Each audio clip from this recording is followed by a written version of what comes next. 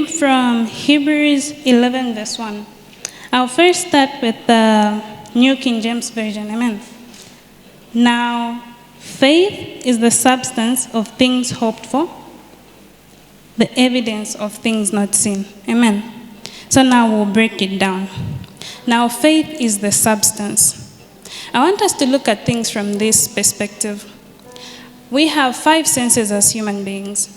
The eyes, the nose, our skin that allows us to feel. These senses allow us to see or experience the world in a different way. What do I mean? Our eyes allow us to see. Our nose allows us to smell. Without which, we cannot experience the world the same. For example, the way I experience the world as somebody who is able to see color, who is able to see things, differs from the way somebody who is blind experiences the world. They will experience the world through other senses. Yes, they'll be able to hear, to smell, but they will not be able to see the things that I see. Amen? Therefore now, faith is the substance, meaning faith is the sense that gives us the evidence of the invisible or spiritual world. It is the thing, the sense, that makes us experience the spiritual world in a different way. Because the spiritual world exists everywhere. But there are those people who do not have faith. And therefore, one who has faith experiences the spiritual world in a different way. Amen. We move on. Of things hoped for, things not seen. If you have seen something, for example, this pen, I am able to hold it, I am able to see it. Can I hope for it? No, because I already have it, right? So now faith comes in of the things that are yet to be. We don't yet have those things. That is where faith comes in. If you have something, it's already visible, it's already tangible, you can touch it, it is before you, then there's no use for faith in that sense. So faith comes in about the things that we don't have yet. But what we have to know about these things is that by the faith that we have, they are already guaranteed unto us. These are the promises of God. Amen. Here I'm trying to differentiate the general definition of faith and our biblical or Christian definition of faith. Generally, I said it can be placed in something or someone. That means anything. But here we're saying we're placing our faith in God, right? So then, if we place our faith in God, it changes. It is not mere or bare belief. It is not an intellectual understanding of something. It is the willingness to trust, the willingness to lean on, the willingness to cling on to God. Amen. Amen. I also love the way the Amplified Versions writes out Hebrews 11, verse 1. It says, faith is the assurance of the things hoped for and the evidence of things not seen. The word assurance means a positive declaration of intention. So by that means, by the faith that you have, God has already guaranteed that there is a positive declaration that he has made towards you and towards me, that he will give us that which he has promised. Amen. Now, these things we have said are things that we don't have yet, right? These are things that are guaranteed though, and we are yet to see them. Amen. Okay. So now, we can simply define faith by saying, faith is knowing that you know something and acting from that place. I'll repeat that. Faith is knowing that you know something and acting from that place of conviction and confidence. Amen? This faith that we have placed in God makes us see that our God is a sovereign God of all power. And because of this faith, we said we experience the spiritual world in a different way. In our personal lives, at work, in our families, we experience the sovereignty of God. Amen. Faith is what enables us to connect with God and to experience his presence and to have the promises of his word fulfilled in our lives. By his provision, his presence, we know that for sure the spiritual realm exists. And it is this faith that allows us to experience that part. Amen. Because of faith, we are not just experiencing something, this life that we go through. We are not just walking about anyhow. We are guaranteed that as we make every step, everything that we experience, everywhere that we are led to eternity. On this journey, any circumstance, any situation that we face is an opportunity for us to grow our faith. It is an opportunity for us to show just how much we rely on our God. Amen. It is an opportunity for us to say, Lord, I trust in you. And I'm not trusting in you by bare belief or thought. No, I am taking an actual step by leaning on you and not looking to alternatives for the answer. That is how we should look at all the circumstances, all the situations that we go through. Amen. The growing of our faith, in part, starts with the recognition and the realization that we as humans on our own are limited. There are things that we don't know, things that we can't do, things that we don't understand, and a lot of things that we have no control over. Now, faith enables us to look beyond ourselves, to look to a bigger and better being who can do all things, understands all things, understands things beyond what we can see, and overall, and most importantly, has all things in his control. All those things that we do not understand because our sight is limited. All those things that we do not know because our minds are limited. All those things that we cannot take control of. When we place our faith in God, we are showing that we believe that he is this mighty God who can do all these things. Amen. So now, faith gives us the assurance that we will be okay, even if we do not know, we do not understand, and we do not have control. Why? Because we have placed our faith in this God who can do all those things. Faith enables us to live victoriously in the now, just as things are now, as we keep hoping for the things that we have been promised, the divine things which are already assured unto us. In the very today that we are still yet to see those things, we can live victoriously. That is what helps us activate our faith. And by doing this, we move God to show his power in our lives. A lot of people say they have faith, but their thoughts and their confessions are different.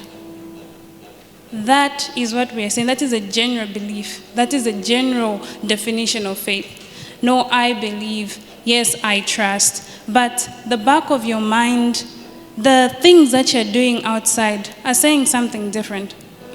That is why when we say we have placed our faith in God, it does not end at just believing it there. It goes beyond into taking it into action. Remember we said that it is moving from a place where you just think you have faith in God, but moving into a place where it allows you, that confidence allows you to act from that place of faith. So then, our main text for today will actually be Mark 11, verses 22 to 25.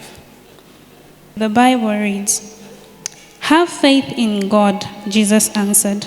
"Truly I tell you, if anyone says to this mountain, 'Go, throw yourself into the sea,' and does not doubt in their heart, but believes what they say will happen, it will be done for them. Therefore I tell you, whatever you ask for in prayer, believe that you have received it, and it will be yours. And when you stand praying, if you hold anything against anyone, forgive them, so that your Father in heaven may forgive your sins." That is what Mark chapter 11, verses 22 and 25 records. So now we'll break it down. We'll start with chapter 22. Jesus says, have faith in God. From here, I want us to see the first component of activated faith. Activated faith is faith placed in God. That is what we call the first component. Component number one is an upward component of faith. That is faith placed in God. Faith that works, faith that activates the real power of God is placed in God. Remember in the general definition I said faith can be placed in someone, it can also be placed in something, right? So people place faith in different things. They trust many different things. Some people believe in money, that will solve all their problems. Others believe in their spouses, their families. Some people believe in medicines, drugs. Other people believe in the careers and the successes of their lives. They believe that is what will give them stability, that is what will give them security, that's what will give them contentment, that's what will give them peace. And all these things are earthly experiences. Now, unfortunately, and it is good, it is unfortunate, when we place our faith in these things, they can become idols in our lives. Why?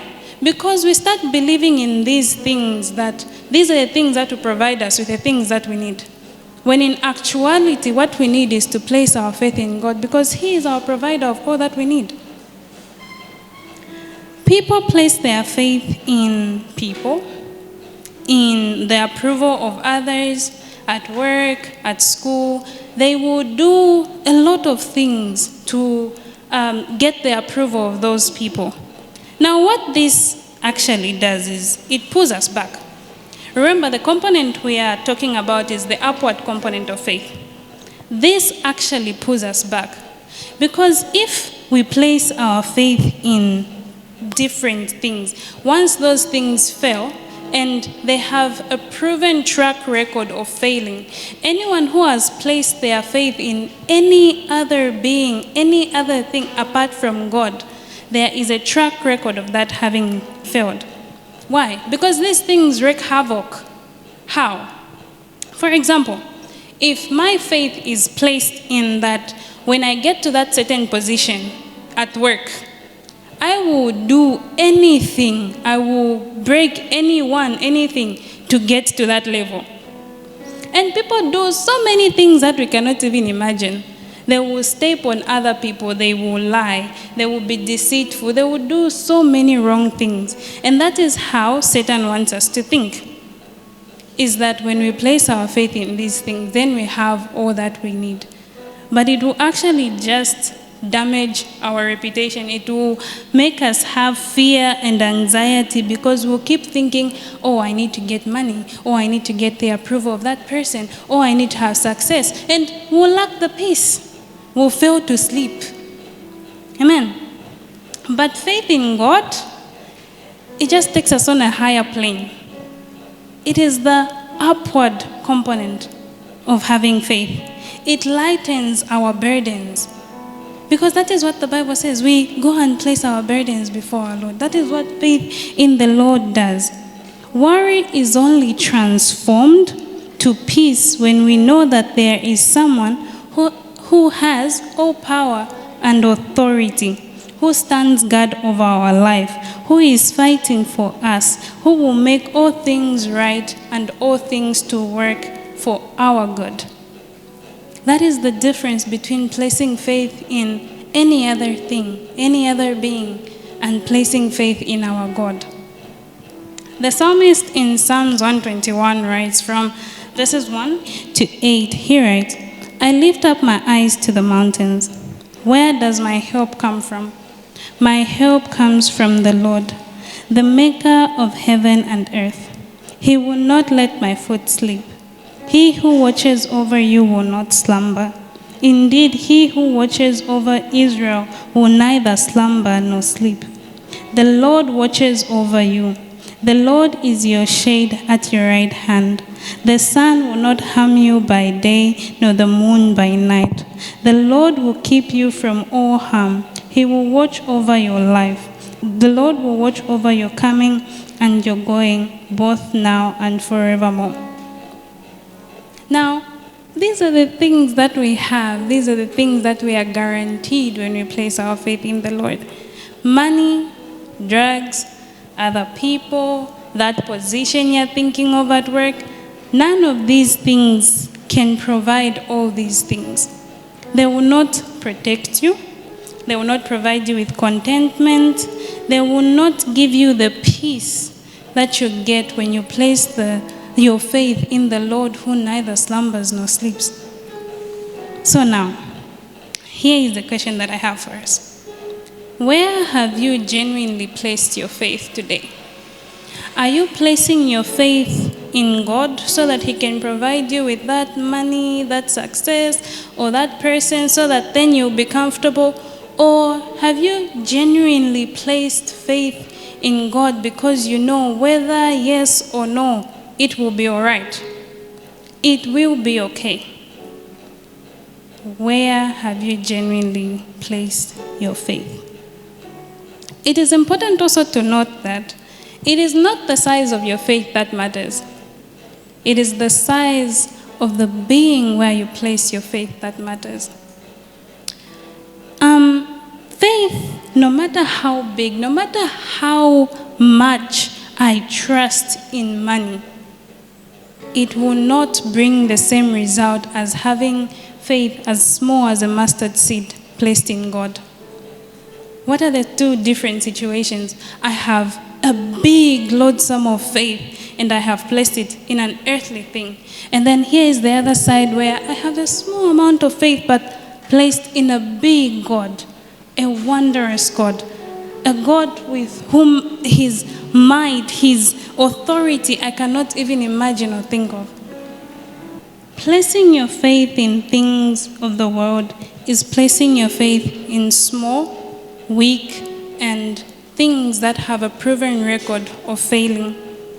While the Bible says in Matthew 17, verse 20, "Truly I tell you, if you have faith as small as a mustard seed, you can say to this mountain, 'Move from here to there,' and it will move, and nothing will be impossible for you." The size of your faith is not as nearly important as the size of our God. People are now saying, there's a meme amongst the young ones, they are saying, "I am not afraid to use the little faith that I have." That means even with the smallest amount of faith that I have, I can actually do so much more than you who has placed your very big faith in a little small thing. We are saved by where we place our faith. That is the faith that we have placed in God. We are not saved because we had a lot of faith. Remember when Jesus came, the people that He came to save did not know Him. They did not even accept Him, meaning they did not even have faith in Him. And that is true for a number of us. Therefore, we are saved not because of the faith, not because of the great amount of faith that we have, but because we have decided to trust in, to rely on, and to cling on to God. In the same verses 22, he says, "Have faith in God." This being the upward component, it also has an outward component. The outward component of activated faith is the demonstrable part of our faith. The outward component is the part that allows you to show outwardly to everybody that what you have decided to do is place your faith in God and in no other thing or being. Jesus says in verses 23, "Truly I tell you, if anyone says to this mountain, 'Go, throw yourself into the sea,' it will be done." The outward component elevates our perception.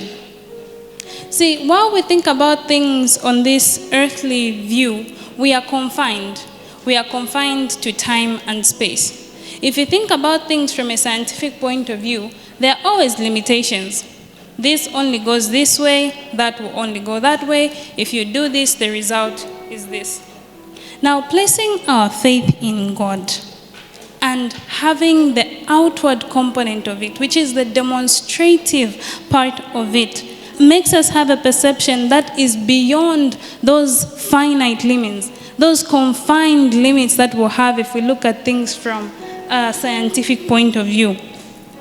Those things that are impossible when looked at from a human's point of view or from a scientific point of view, they become possible when you place your faith in our huge God. Amen.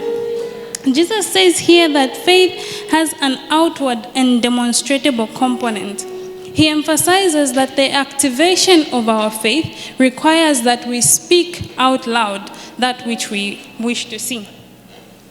We are to speak in faith. Remember I said that which you want, you cannot just say, oh, I trust and I believe, but at the back of your mind you're having a different thought, or you're even thinking of a different answer or the alternative route that you would take. It does not work that way. When you say you have placed your faith in God, it requires the back of your mind, the thoughts that you have, and even the words that you are speaking to move in alignment with that. They need to agree. That's the only way that it will happen. When things are going well, a number of people do not have problems speaking in faith. If things are going the way that you want, you'll be positive, you'll be happy. Now, when those situations come, those circumstances that make you start to wonder, is this really going to go my way? Is this really going to come to the result, to the conclusion that I really want it to be? Remember at the beginning I said those are the opportunities that we have to actually demonstrate our faith. Those are the opportunities that we get to strengthen our faith. Those are the opportunities that we get to show God that we are not looking at things from a physical and earthly point of view, but we are believing that even though this looks impossible right now, I know my God is the God of impossibilities. This is the God who works beyond what I can see. And my perspective has been changed because of that. I no longer see it as an impossibility, but it is a situation that is allowing me to put my faith in God and to trust that He is working out all for my good. Amen. The next part in Mark is about believing. When you readily understand something, you easily believe it, right? If it is something that you have seen, something that has been explained, it is easy to believe it. Many times people say, what we see, we believe. But faith requires us to do the opposite. What we believe, we see. It requires us to say, yes, this thing I'm hoping for is not here yet. But because I believe, and because I'm not looking for any other alternative, that is where I know I'm going to see it. Because we have been given the assurance. We have been given the promise, the intended declaration that is going to be given to us. The idea of speaking in faith isn't isolated in the Bible. We see this when God is talking to Joshua. In Joshua 1 verse 8, He says, keep this book of the law always on your lips. Meditate on it day and night, so that you may be careful to do everything written in it. Then you will be prosperous and successful. Keep this book of the law always on your lips. We are required to hide the word of God in our hearts. We are required to. It is something that we are supposed to do. Now, once you have the word of God in your heart, it's not supposed to stay there. It's supposed to come out, right? The word of God is living and active. It is meant to be spoken. That is the way we activate it. We read, and as we are moving, we are banqueting on the word of God. Yes, we have it in our heart, but to activate it, we need to speak it out. We need to read, we need to know, we need to understand, yes, and we also need to speak. Especially to those same mountains. Speak to that mountain. Speak to that seemingly impossible situation. Speak to that seemingly difficult situation that you can't see a way through. Speak to that thing that is making you wonder whether you actually make it. Speak to it and speak aloud to it. We can ask for help. We can come to church, ask for our fellow believers to pray with us. We can go to our cell meetings and have different types of fellowship.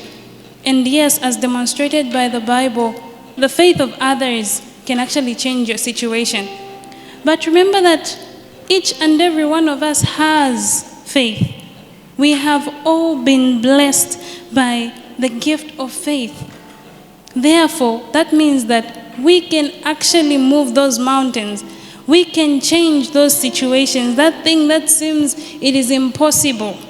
We have been given the power and the authority to speak to it, and it has to listen to us. It just has to change. Jesus did this as an example to show us how we are supposed to live. We are supposed to speak in authority because that is what we have been given. We are not to tremble or to hide or to fear anything on this earth because remember, everything here we actually have control of. Everything here is actually under us. It is the lack of this knowledge and it is the lack of the belief that makes these things to be over us and above us. We as Christians cannot say that we have placed our faith in God and we know that we have this authority and yet allow things of the world to affect us to a point that we are not able to pray, we are not able to move, we are not able to do things that you're supposed to do. Why? Jesus demonstrates what he wants us to do in so many different ways. He knew about Lazarus, right? He knew about everything that was going to happen. And at the point where he went there, he could have commanded and made it a very big thing and a big miracle to say, Lazarus, now wake up or something. But all he says is, Lazarus, come forth. Lazarus, come forth. Do you remember the story of the Roman centurion? Jesus praised the faith of the Roman centurion. Why? He says, Lord, even if you're not there, I know if you just speak from right here, he will be healed. He will move.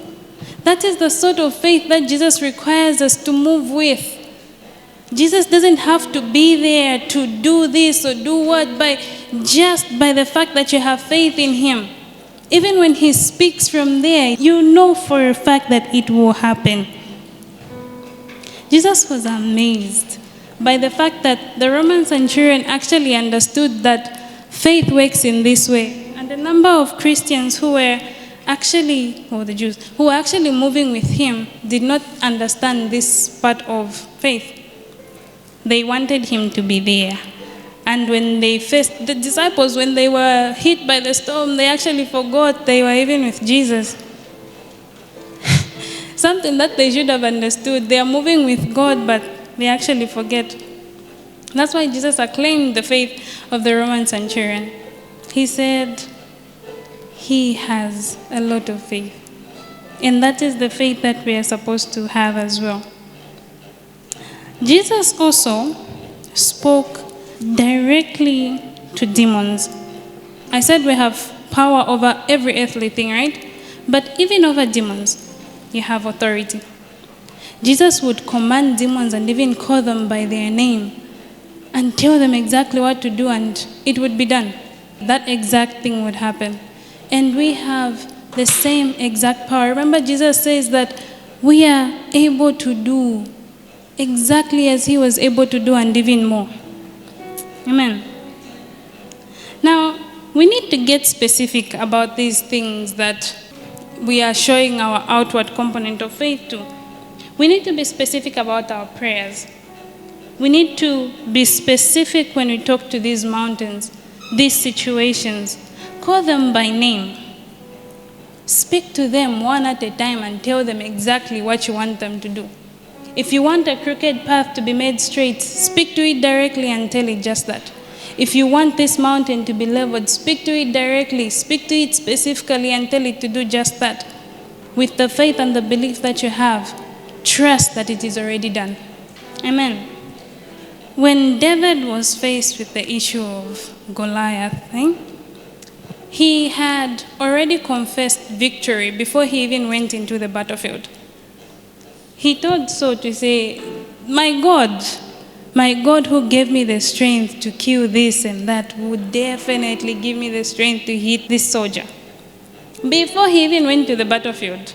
That is the level of faith that we are supposed to demonstrate in our God. That is where God actually wants us to be. We need to proclaim in whichever aspect of our lives. Whether right now it looks like it's not going in the way that we wish for it to go or not, we need to proclaim and move in that level of faith.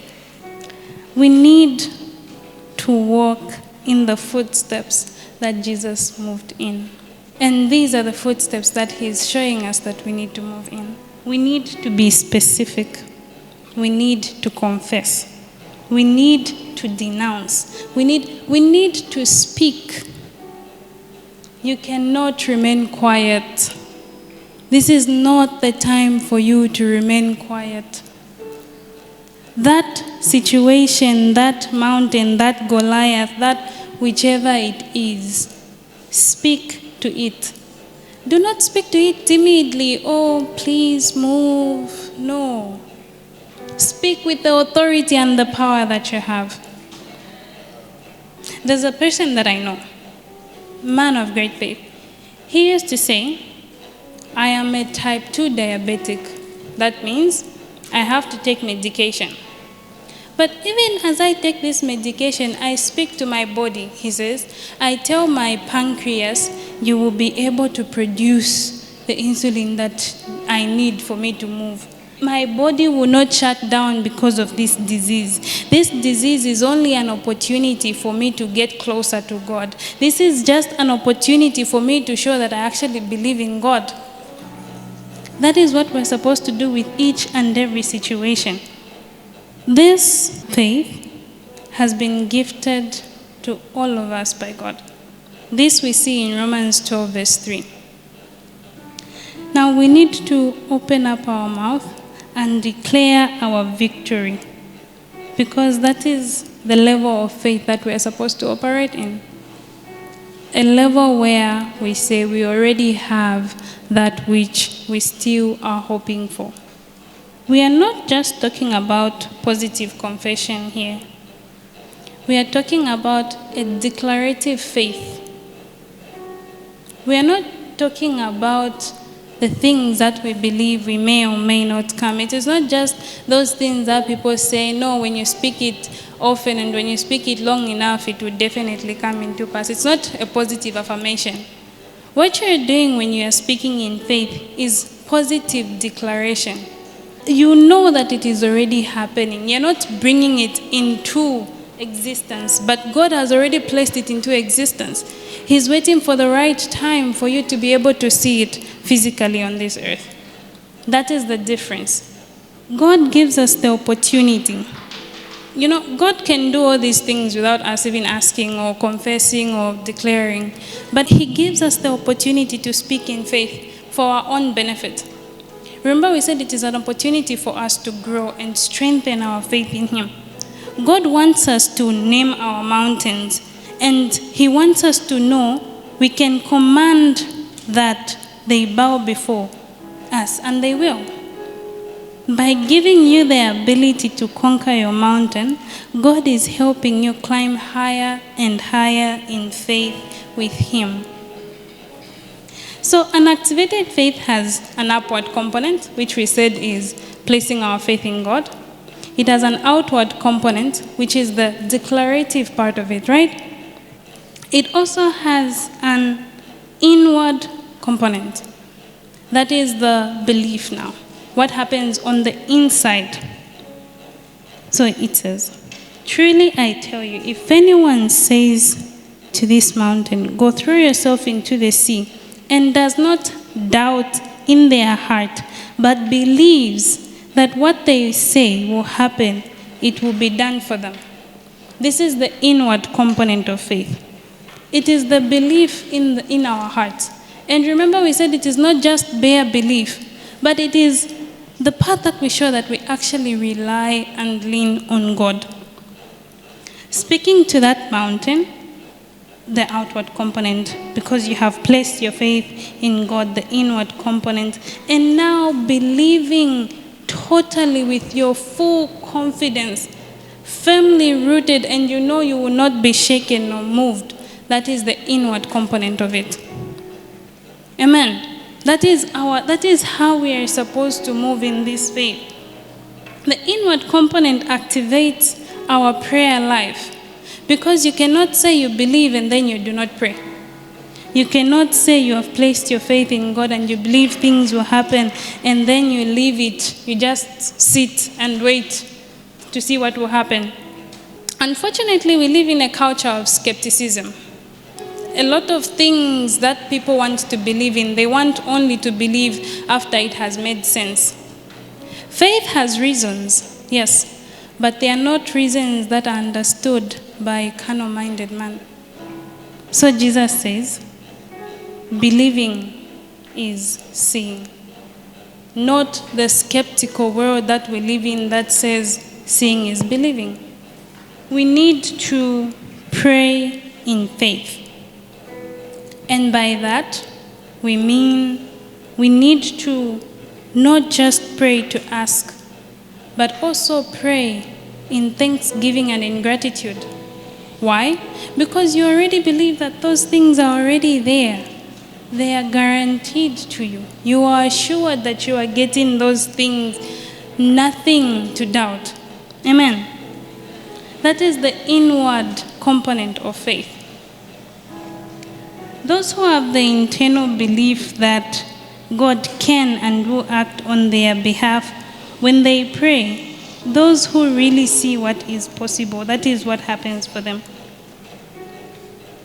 It takes no faith to believe what you can see, but it takes a lot of faith to believe what is not seen to the naked eye. That is where we now start praying, Lord, open my spiritual eyes. Lord, help me see beyond what is seen to the natural eyes.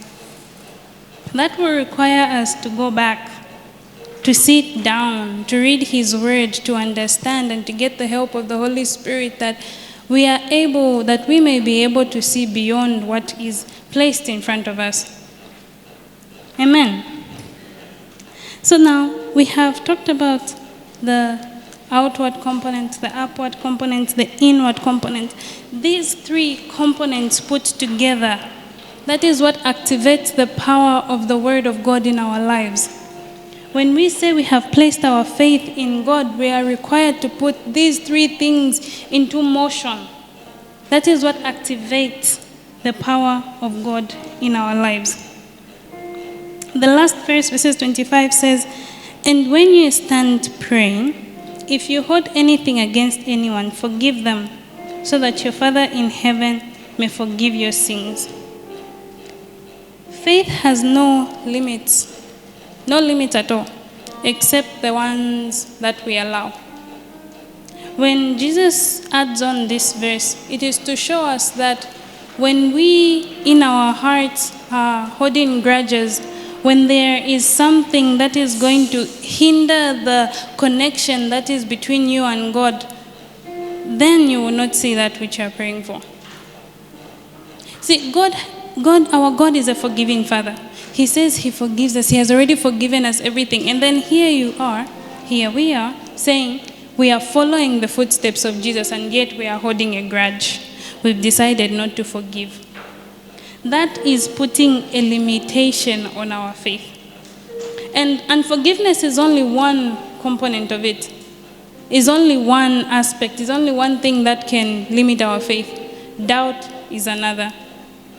Looking to outward or any other alternative source is another. So you need to go back and search within yourself anything that can limit your faith, and make sure to deal with that thing. God says forgiveness towards others is a sin against God, who has freely pardoned us. Freely pardoned us. And it was not an easy thing. It was a gruesome thing. When Jesus had to die on the cross, he had to become sin for us to receive this freedom that we have.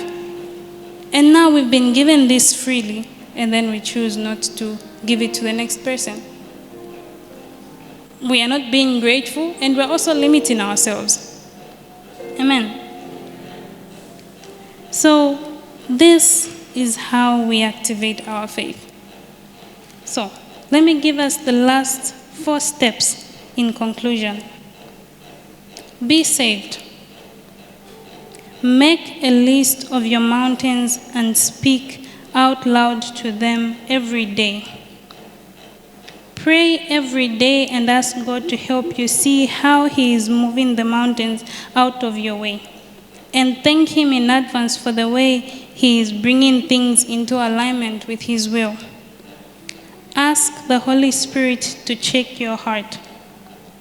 I will end by saying, faith is an upward look to God, an outward expression through our words, and an inward posture of purity and belief. That is how we activate our faith. An upward look to God, an outward expression through our words, and an inward posture of purity and belief. Amen. Thank you very much for sharing with the Pastor.